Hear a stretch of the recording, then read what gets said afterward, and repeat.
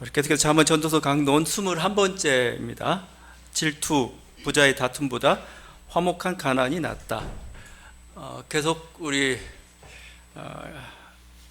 7가지 대죄인데 그 중에 두 번째 질투 부분입니다. 단테의 신곡 연옥편에 보게 되면은 질투의 죄를 저지른 사람들이 어떤 형벌을 받고 있는 건가 굉장히 인상적입니다. 이 눈을 철사로 다 꿰맸습니다. 그래가지고 못 보게 만들었어요. 아마 질투라는 게 눈을 통해서, 그렇죠, 뭔가 부러움, 시샘, 타인이 잘 된 거 보면 배 아프고 이런 것들, 또 그러다 보니까 눈에 부러움이 가득하고 또 어떨 땐 또 분노로 가득하고 어떤 뭐 질투의 통로가 눈처럼 생각됐나 봐요. 그래서 눈을 철사로 이렇게 꿰맨 채 그 형벌을 몇백 년이 됐든 받는 겁니다. 그게 정화의 시간이죠. 질투라는 사실은 무섭습니다. 질투가 어떻게 보면 악행의 출발이 항상 질투로부터 나와요. 그 인류 최초의 살인이 우리가 가인이 동생 아벨을 저지른 거죠. 죽인 거죠. 근데 이게 질투 때문에 일어났어요. 창세기 4장 4절과 5절입니다. 여호와께서 아벨과 그의 제물은 받으셨으나 가인과 그의 제물은 받지 아니하시니라. 가인이 몹시 분하여 안색이 변하니. 자기가 하나님께 예물을 드렸는데 동생도 같이 예물을 드렸어요. 근데 하나님이 동생 것 예물만 받았어요. 그러니까 그 모습을 보면서 뭔가 이렇게 분노가 솟은 거예요. 근데 이게 질투라는 게 어떻게 되냐면 죄 때문에 그래요. 죄가 없었으면 내 예물을 하나님이 받으실 텐데, 그래 그게 살인까지 저질렀던 거죠. 가인이, 그러니까 첫 인류가 결국 살인한 죄를 저지르고 말았어요. 근데 이 장면을 보다 보면은 일단 먼저 이 장면 읽다 보면은 우리는 좀 약간 의아해할 때가 있어요. 왜냐면 지금 질투의 원인 제공자가 하나님이에요. 다 받으면 됐지 왜 아벨 것만 받아가지고 지금 이렇게 사단이 나게 지금 했냐 이거죠. 근데 하나님 이에 대해서 미안해하는 말도 안 해요. 자, 그건 성경이 주는 메시지가 있습니다. 질투라는 것은 인간사에 상시적으로 일어나는 운명과 같은 겁니다. 그러니까 하나님이 변명하지 않는다는 것, 이유를 대지 않는다는 것은 우리들의 삶이라는 게 항상 질투에 노출이 됐다는 거예요. 이유도 없어요. 뭔가 뭐 하나님 뜻이라고 보기에도 어릴 수 없는데 그냥 막 벌어져요. 근데 이스라엘 사람도 항상 벌어진 일은 하나님의 주관하에 있기 때문에 하나님이 하신 겁니다. 그렇다면 인간의 존재는 하나님을 바꿀 수는 없어요. 운명을 바꿀 수는 없습니다. 그래서 하나님이 하시는 말씀이 그래요. 네가 질투라는 그런 환경에 노출 때가 많다. 그럼 어떻게 해야 될 거냐? 이렇게 얘기하죠. 창세기 4장 7절입니다. 선을 행하지 아니하면 죄가 문에 엎드려 있느니라. 죄가 너를 원하나 너는 죄를 다스릴지니라. 막 질투 때문에 죄 욕구가 일어나는데 이 분노의 유혹, 분노와 이 유혹으로부터 맞서 싸우라는 겁니다. 근데 가인은 죄를 다스리지 못해요. 이 질투심을 다스리지 못해가지고 결국은 죄의 포로가 되었고 죄의 눈이 멀었다가 표현하죠. 질투의 눈이 멀었죠. 그래서 형제살인에 이르고 말았던 겁니다. 그러니까 이게 결국 그 질투라는 원죄라고는 할 수 없겠지만 하여튼 뭔가 죄의 시발점, 이걸 다스리지 못하니까 결국은 살인이나 아주 큰 죄를 저지르게 되었던 거죠. 근데 질투가 참 다스리기 힘들어요. 거기 신곡 그 연옥편에서 질투란 죄 때문에 정화를 지금 해야 하는 그 여인이 있는데 그 여인이 자기의 평상시의 삶을, 이 세상의 삶을 이렇게 고백합니다. 타인이 공공에 처하면 내게 기쁜 일이 있는 것보다 더 기뻐하였다. 그렇죠? 내가 좋아하는 것보다 타인이 잘못된 게 더 기쁜 거예요. 이야, 쟤 망했네. 어머, 망했네 하면서. 이게 차라리 내가 성공하지 못하더라도 제 성공하는 도무지 볼 수가 없어요. 인간의 어떤 심리들을 잘 보여주고 이제 이것을 이제 정화하고 있는 거죠. 근데 사실 또 이렇게 보다 보면은 이게 질투심이 안 일어나는데, 그러면 인간은 이게 항상 이렇게 우리가 그걸 원죄라고 하죠. 원죄 그걸 가지고 살아야 되느냐?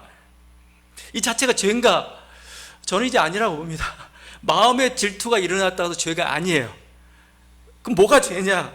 이 질투를 행동할 때 죄입니다. 말로 실어내고, 말로 비방하고, 그 다음에 진짜 뺏는 행동으로 나아갔을 때 이게 죄가, 질투의 죄가 완성됩니다. 질투심이 일어나는데 그걸 다스리면 저는 잘했다고 칭찬해야 됩니다. 너 잘했다. 죄를 참 잘 다스렸다. 죄와 승리한 사람인 거죠. 칭찬하고 격려해야 됩니다. 그런데 이게 습관적으로 자꾸 나오면 힘들죠. 그러니까 아예 자연스럽게 질투란 마음이 안 생겨야 되는데 자꾸 올라오면은 자기 생명 에너지를 갉아먹죠. 그래서 질투가 올라오지 않게 하는 것은 이게 뭔가 죄는 아직 죄까지는 아니지만 내 생명 에너지를 위해서라도 충분히 다스리는 능력을 길러야 됩니다. 근데 꼭 질투가 또 한편 보게 되면 또 긍정적인 면도 있어요. 꼭 부정적이라고 볼 수는 없어요. 왜냐하면 질투해야 사람이 발전하죠. 부럽잖아요. 저거 배 아프잖아요.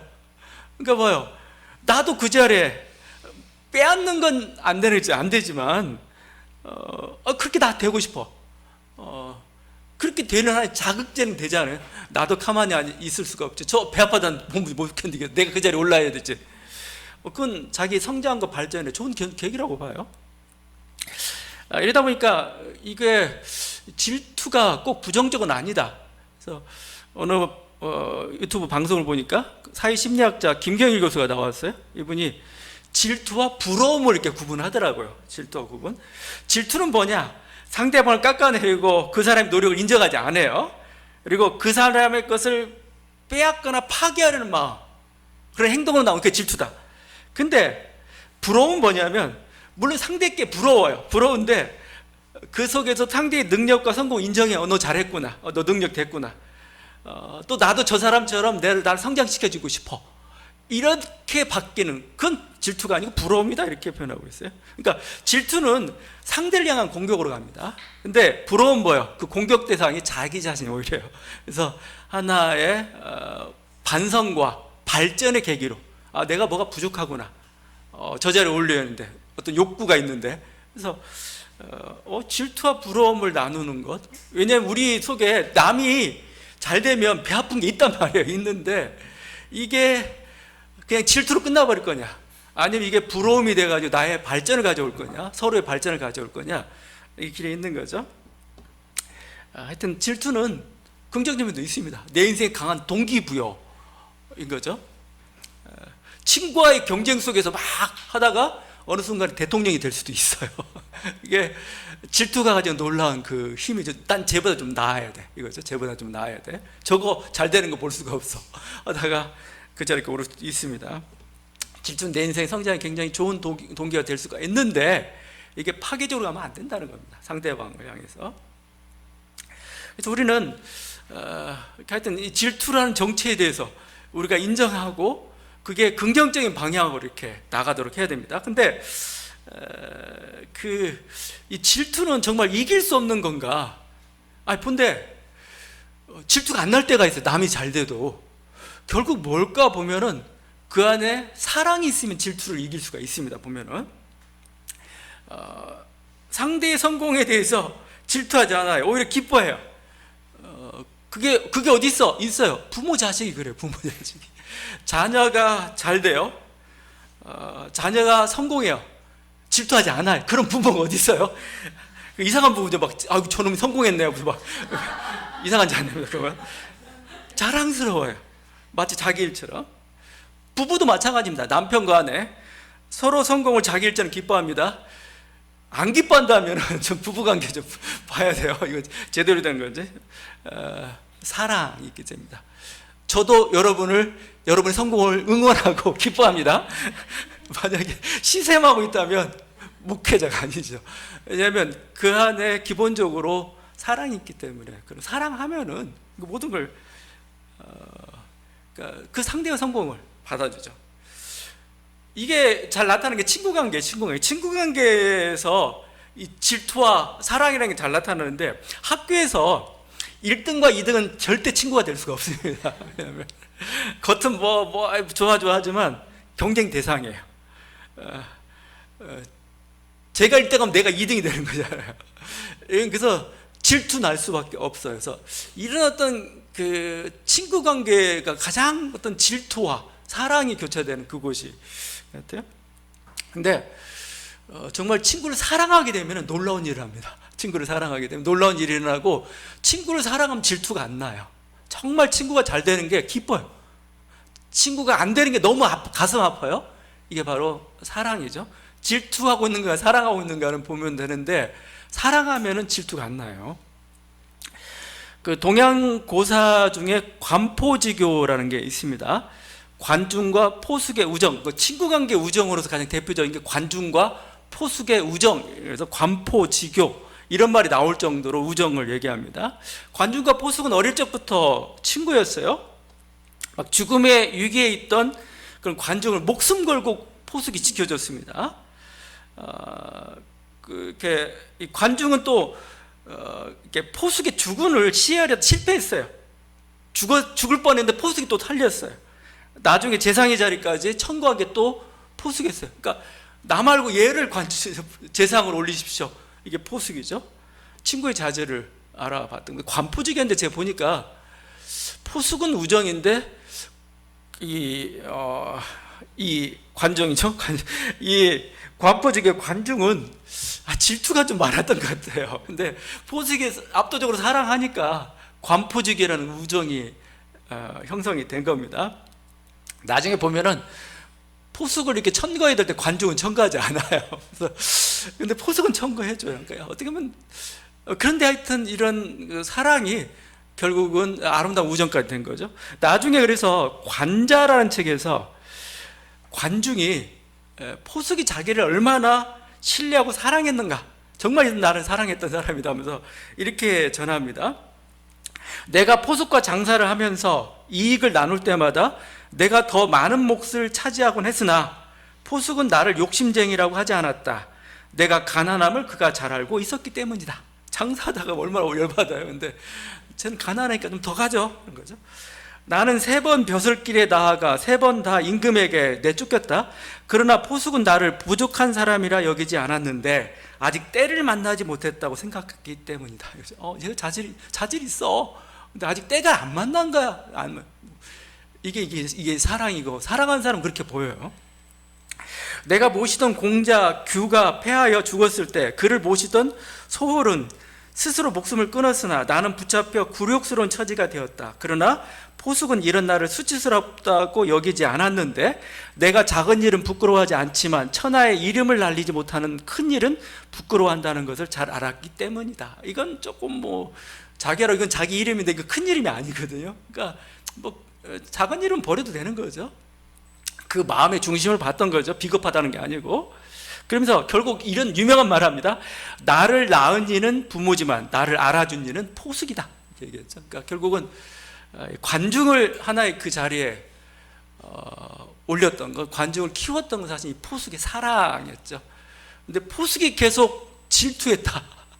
그러면 관중은 없습니다. 관중이 이미 사라졌죠. 사라졌고, 그러니까 근데 이 포숙 하여튼 그 사랑을 놓지 않았던 거죠. 질투하지 않았던 거죠. 그가 높은 자리에 올 때 자기 일처럼 기뻐하고 그런 거죠. 그러니까 사랑이 사실은 질투를 이깁니다. 사랑이라는 게. 그래서 질투가 강한 게 아니고 오히려 사랑이 더 강하죠. 그러니까 인간 사회는 참 사랑하기가 힘들죠. 왜냐하면 경쟁이 너무 치열해요. 그래서 상대의 성공은 곧 나의 실패가 자꾸 되다 보니까 근본적으로 질투심이 작동할 수 있는 그런 체계예요. 근본적으로 질투심이 작동할 수 있는 체계고, 인간이 그렇게 만들어 놔버렸어요. 어떻게 보면 이건 진화의 아니면 생존 경쟁의 부산물처럼 질투가 생긴 겁니다. 왜냐하면 경쟁에서 이겨야 내가 살아남을 수 있으니까, 이런 거죠. 근데 결국 우리가 알게 되는 건 뭐냐면 이런 어떤 질투와 경쟁이 결국 우리에게 행복을 가져다 주는가? 결국 인간 사회를 더 뭔가 행복하고 어떤 생명의 가능성이 더 높은 사회로 그렇게 만들어 주는 건가? 아니죠. 공정과 나눔이 더 생존력이 더 높습니다. 공정과 질투와 경쟁은 긴장도가 너무 높아요. 굉장히 부자유예요. 근데 공정과 나눔과 양보 이런 거죠. 긴장도 낮춰줘요. 행복하게 하고 서로 돕는 이거죠. 그 길을 가고 있는 게 그러니까 인류는 그는 그 길로 갈 거라고 봐요. 왜 사랑이 위대한가? 사랑이 경쟁력이 있기 때문에 저는 그렇다고 생각합니다. 사랑이 미래예요, 사실. 사랑이 강한 힘을 가지고 있어요. 폭력이나 복수가 더 힘이 더 셀 거라고 보는데, 몰라요. 단기간에는 어떻게 될지 모르겠어요. 근데 결국 인류사의 큰 흐름으로 볼 때는 사랑이.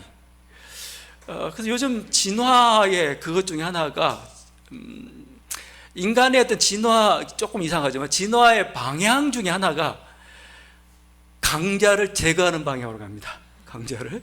왜냐면 아주 그래서 대표적인 게 강한 수컷.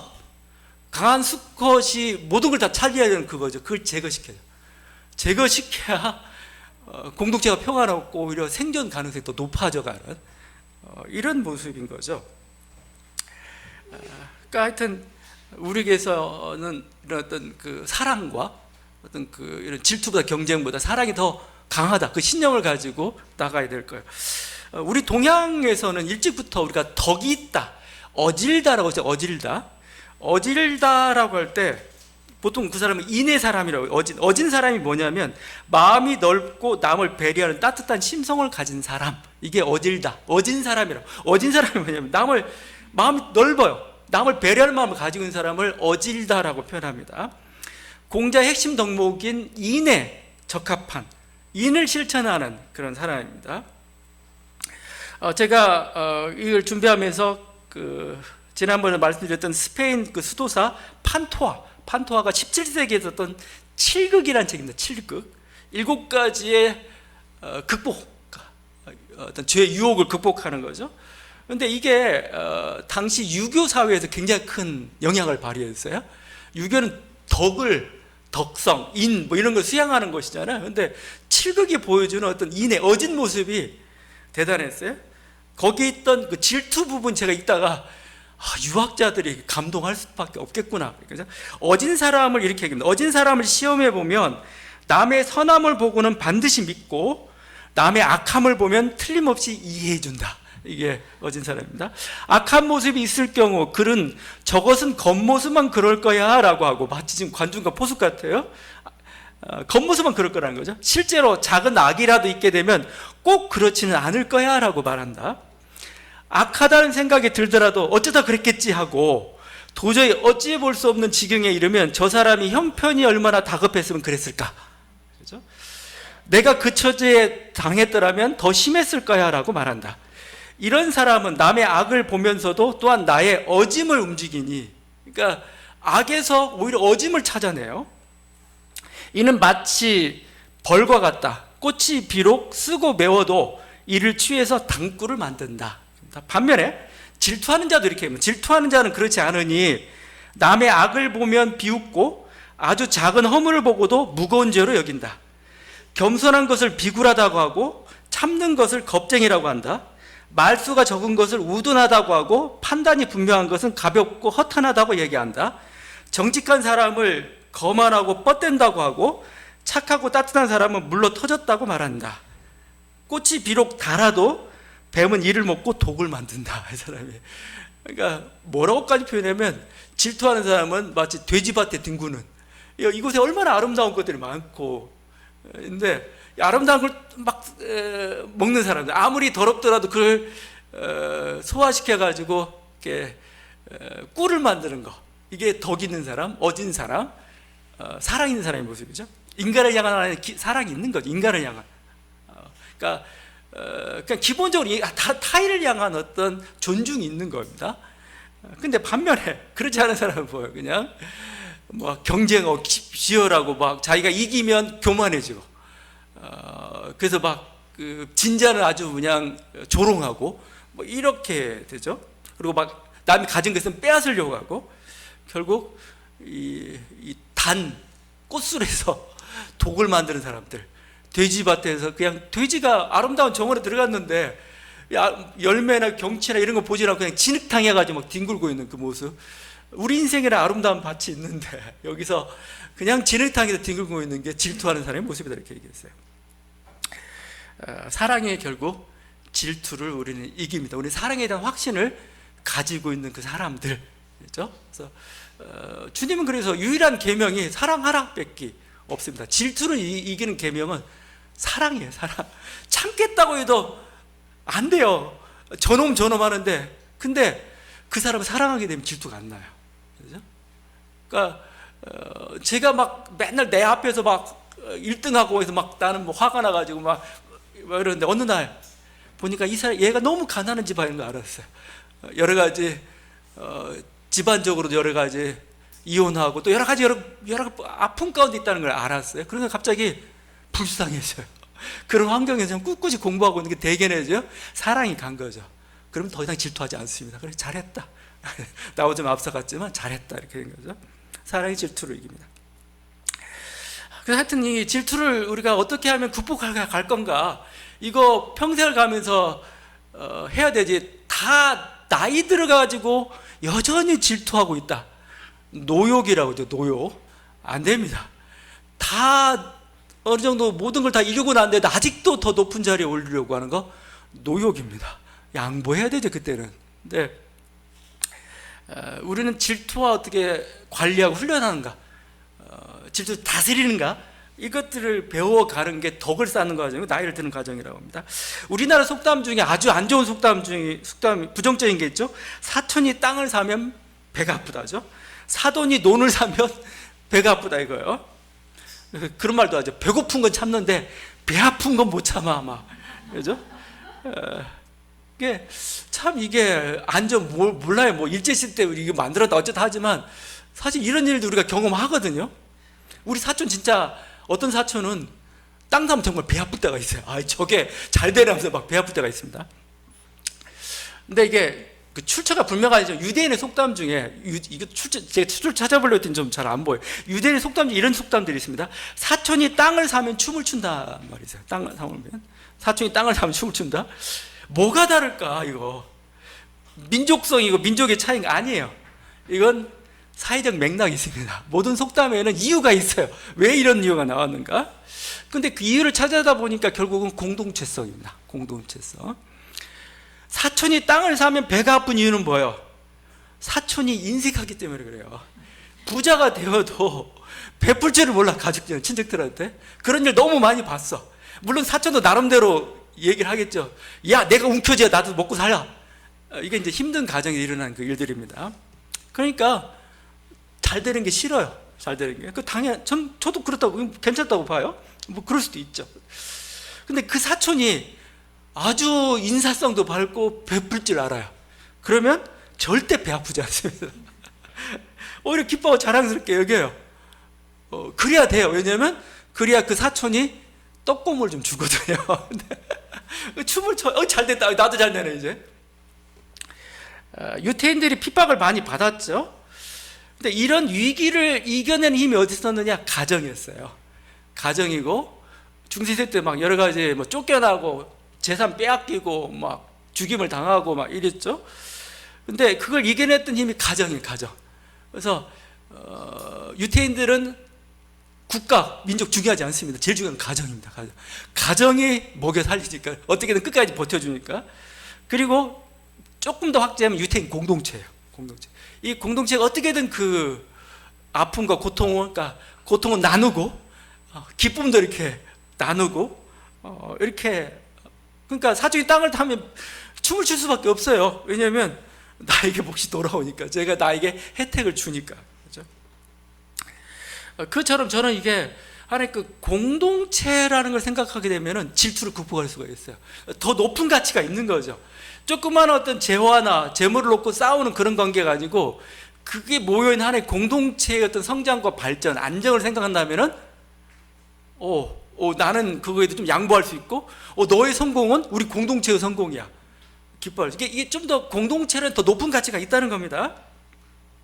제가 지금 이렇게 얘기하는 것은 우리 민족 독립투사가 그런 사람이에요. 독립투사. 애국열사가 뭐 하는 사람이에요? 이 사람들은 민족의 발전과 영광을 가장 큰 행복으로, 공동체 행복을 가장 중요하게 여겼던 사람이죠. 그 사이기 때문에 재물 가지고 다투고 1, 2등 다투고 그거 별로 중요하지가 않아요. 너 잘한다, 너 실력 키워가지고 우리 민족 발전시켜봐. 오히려 그런 기분, 이게 공동체를 바라볼 때가, 한 가정에서 하나의 자기 어떤 그 가문이라는, 하나의 가정이라는 공동체를 생각하는 사람이, 그게 장자입니다. 장자. 그 사람은 뭐예요? 어떤 재산 다툼이 나게 되면, 형제간의 재산 다툼이 나타나면은 재물을 포기합니다. 왜? 화목이 더 중요해요. 가정의 화목이. 그래야 하나가 될 수 있기 때문에. 그게 장자입니다. 장자고, 나라도 마찬가지입니다. 나라의 주인은 누구냐? 나라가 위기에 오면은 자기의 이해나 이념을 포기하는 사람이, 그게 주인이에요.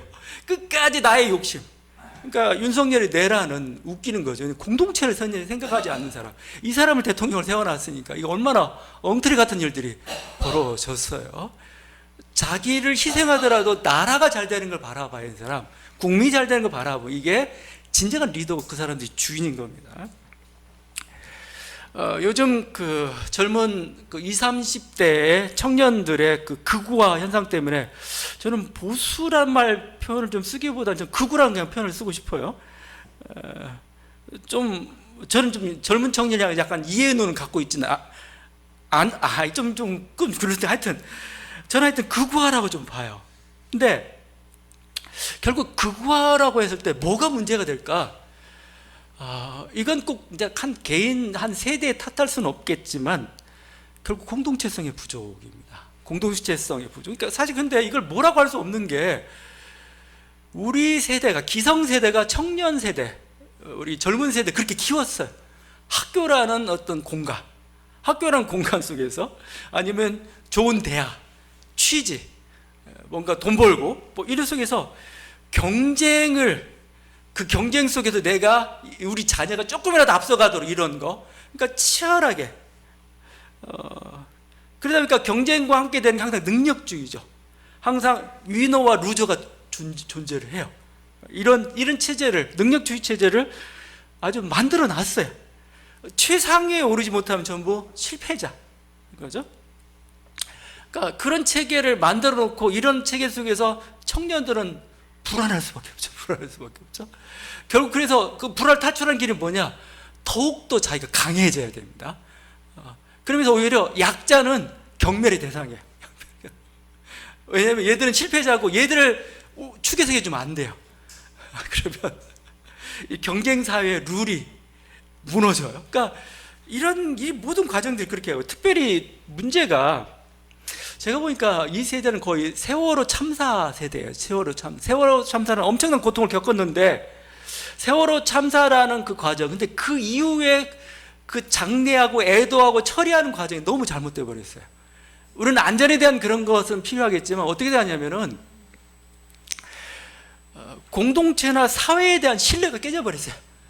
왜냐하면 믿을 수가 없어요. 아무도 나를 지켜주지 않아요. 내가 내 목숨 지켜야 돼요. 그게 너무 강해. 여러분, 장래가 왜 중요한지 아세요? 너의 죽음은 너의 죽음만이 아니야. 우리 모두의 죽음이고 아픔이야 라고 글을 할 때 공동체에 대한 그 신뢰가 생겨요. 든든하게 생기는 거죠. 근데 그게 파괴가 되어버렸어요. 이념으로, 정치적인 이해관계로 뭐가 다 갈라놓고 보니까 이제 아무도 믿을 놈 없어. 내가 커야 돼, 내가 해야 돼, 이렇게 각자 도생이라고 그러죠. 그러다 보니까 얘들은 경쟁과 능력주의에 되니까 불공정한 룰을 굉장히 싫어합니다. 아주 엄청나게. 그래서 제일 싫어하는 게 뭐였는가 했더니, 이게 뭔가 수능에서 뭔가 사회적 약자 배려 있잖아요. 취약계층 배려 제일 싫어요. 이거 왜 여기 주냐고. 이거 그럴 뿐만 아니라 복지나 부당한 혜택을 매우 싫어합니다. 결국 약자에 대한 배려도 없고, 패자는 무시당해도 좋다고 이런 생각을 가져왔고, 승자는 교만해져요. 또 이기적이죠. 하여튼 이런 어떤 불안의 위기 가운데 결국 원인은 뭘까? 결국 공동체성의 저는 부재라고 봐요. 우리 학교나 우리 어떤 취업이나 성공의 어떤 그 시스템이 어떤 그 사회적인 어떤 분열이나 사회가 제시하는 가치나 사회의 정책이 사실은 그렇게 만들었던 거죠. 그러니까 결국은 이런 어떤 반발하고 반항하고 결국 그것을 누가 이끌어 갔느냐, 이거 그 불안과 그 공존을 방치하지 않고 그게 일부 지금 나타나고, 나는 저는 극우였다고 좀 생각을 해요. 극우에서는 희망을 찾았던 사람들, 저는 그렇게 보여요, 느낌이. 하여튼 그래서 이러면 여기에 답이 없어요. 왜냐하면 최상위는 소수예요. 대다수는 다 루저예요. 그 체계입니다. 그냥 그 체계가 그냥 옹존돼. 그래서 모두가 그러니까 많은 사람이 행복할 수 있는 그게 안 돼요. 이런 경쟁과 그 능력주의로 이렇게 가는 그 속에서는 결국 여기는 질투를 막 양산하는 체제예요. 질투하고 다 이기고 아니면 빼앗기라도 해야 되고 이런 거죠. 그래야 내가 성공하고.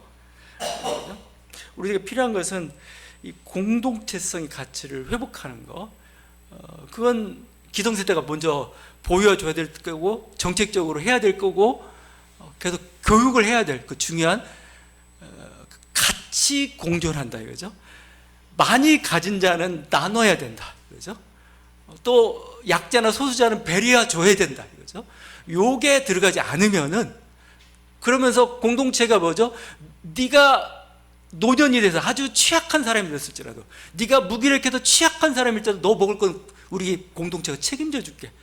이래야 사람이 행복하게 편안하게 질투하지 않고 살아갈 수가 있는 건데, 하여튼 제가 공동체에서 얘기 너무 많이 얘기했습니다. 질투는 대부분 재물이나 지위나 성공을 추구할 때 이렇게 발생하죠. 근데 이런 것들보다 더 높은 가치를 추구할 때 사실은 질투가 무력화된다는 겁니다. 이건 뭐 사회의 어떤 공동체뿐만 아니고 한 개인에게 있어서도 개인의 관심이 관심이 뭐냐, 이거 돈이에요? 아니면 뭔가 권력이에요? 그러면 질투를 면할 수가 없습니다. 그건 유한하고 그건 정말 남을 딛고 올라가야 되는 거기 때문에. 그런데 이런 사람들도 있어요. 덕이 나의 최고의 가치가 된 사람들이 있습니다. 나는 덕을 쌓는 게, 나는 인격적으로 수양하는 게 나는 너무 가장 중요한 가치라고 봐. 어떤 사람은 공부 자체가, 연구 자체가 나에겐 가장 큰 기쁨이야. 저는 이게 더 높은 가치라고 봐요. 이런 가치를 추구할 때, 그러니까 주로 질투라는 것은 재물이나 지위나 성공에서 일어나요. 이 속에서 일어나는 건데 여기서 초월한 존재가 되는 거죠. 어떻게 보면 이런 어떤 돈이나 명예, 권력보다 명예를 더 중요시 여기는 거, 그것도 중요한 가치라고 봐요. 중요한 가치. 나는 명예가 더 소중하다고 봐. 명예는 누구를 딛고 뭐 누르고 그런 건 없잖아요. 재물과 권력은 항상 제로섬 게임 같은 거라서 내가 빼앗기면 제가 뭐 이런 식 관계, 질투를 양산할 수밖에 없어요. 그런데 명예라는 건 저는 괜찮다고 봅니다. 명예는 이건 더 높은 가치예요. 높은 가치고 이건 뭐 그냥 질투할 이유도 없어요. 그렇게 아까 했던 민족의 영광이나 발전 뭐 이런 게 애국 열사를 낳았죠.